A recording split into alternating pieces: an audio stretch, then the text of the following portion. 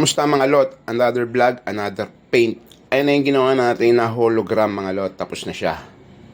Ayan. Tuyo na din yan mga lot. Siyempre gamit natin dyan yung fast dry clear coat natin.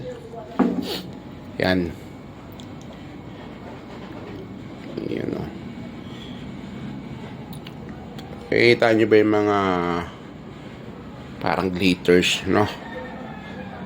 Ayan, so pasok natin sa loob. Pakita ko sa inyo ito sa loob. Ayan na mga lot, tingnan nyo ah.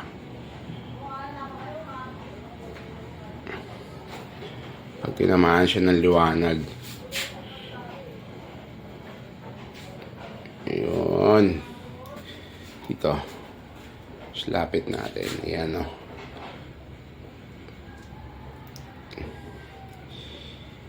Ayan na. Oh. Diba? Pero kulay itim siya. Ayan, kung makikita nyo itim. Ayan. Yan, black hologram to mga lot. Ayan.